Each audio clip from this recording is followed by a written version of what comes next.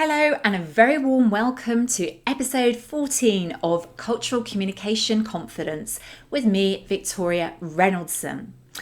Today, we're going to be talking about your communication performance review. And we'll be discussing as we come to the end of this year why you should be looking at performance review for your communication in particular, and the best approach to make this happen. But let's start with why. Why should you do this? Well, just like any other important activity to you, you need to understand how you're doing against your objectives and goals. And as we come to the end of the year, and it's a really good time to do that reflection so that we get that fast start to the new year and we know what we're focusing on and we know what success looks like to us. So you've got to start with a few ideas around this, which is first of all, entering the time in your diary, in your calendar to actually do this review. Now, I know the end of year can be a really busy time. I understand that obviously lots of financial years end in December, and so people are very busy focusing on this. I also know that the end of year is a busy time socially, and there are lots of things going on to do with the holiday season, socializing, and seeing friends and family. However, it is still important to do this. And if you make the effort to spend maybe half an hour doing this activity, then you really will be setting yourself up for that fast start in 2023. So make sure you look at your diary now, find in the calendar, find that time, find half an hour where you can really spend focusing on the next questions, which I'm going to give you now. Okay, so once you have that, the first stage of this is thinking about reflecting on some greater questions, some broader questions that are going to help you give the clarity around why this matters particularly to you. So start with the why question. Why does communication and improving your communication help you in your role today and in your career ongoing? I realize that some people that I work with are very focused on their short-term goals. And of course, that is important. If we have an important presentation coming up, or we are about to step into a particular project and we need to communicate in a certain way, then we need that support to really focus in and improve. But I want you to really take that step back, and I want you to think about how communication helps you more broadly on your career journey. So whether your career goals are about getting promoted, leading a wider team, or moving internationally, think about how improving your communication is going to support you to achieve those goals. And then I want you to think about who is impacted positively by you improving. So this isn't just about you. Clearly, communication is usually two-way. So what is really important is thinking about the benefits, not only for you and your career, but the benefits for others around you. For example, that might be for your team. How does improving your communication benefit your team? For example, that might be because they are clearer, because you have a way of structuring your communication. That means that they are very clear on the strategies and what they need to do. It could be about the people you're trying to influence, maybe customers or clients, and actually improving your communication is critical for you to achieve your business results. It could also be about other people more broadly in the organization are impacted. So when you improve your communication, you enhance your personal brand, and others see what you're capable of and actually recognize your skills and expertise in the area that you have. So think about that question, the who. Who is impacted positively when you improve your communication? Once you've got these questions clear in your mind, then let's move into the feedback stage.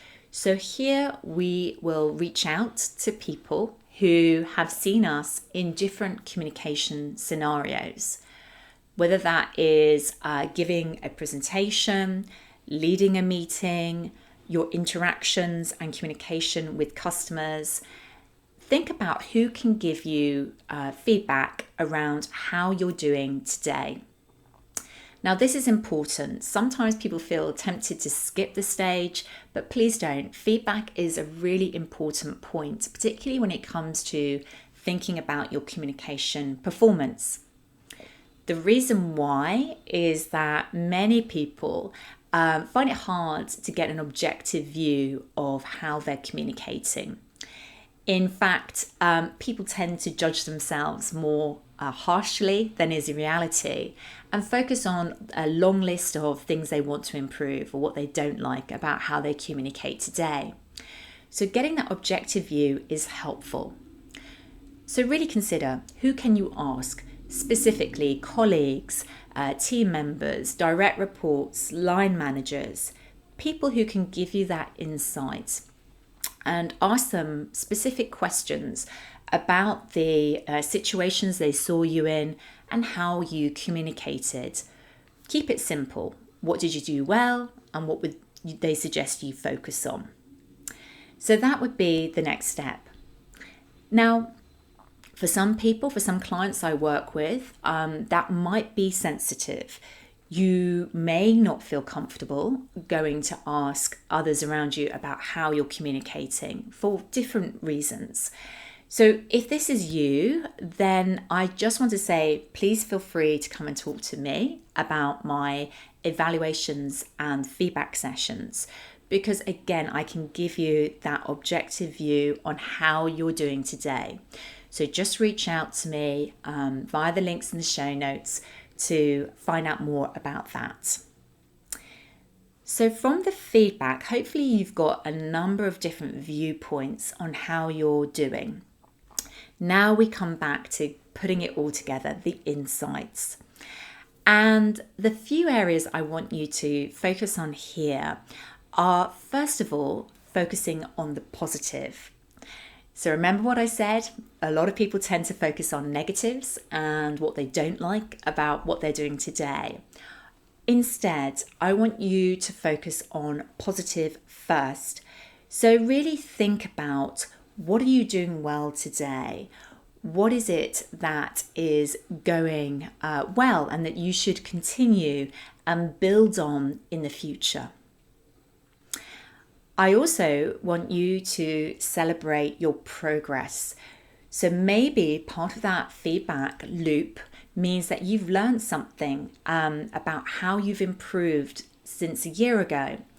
Or maybe you know yourself that you had a particular presentation or meeting that was more challenging and pushed your comfort zone for your communication. And you did a great job. So do really kind of acknowledge that and capture that you're proud of that, because celebrating progress is important. For me, it's fundamental to what I do. I always like to see people celebrating the progress they're making. Remember, it's about progress, not perfectionism. And finally, we then, of course, come to the point where we look at what do we need to do differently. So perhaps this isn't working so well at the moment.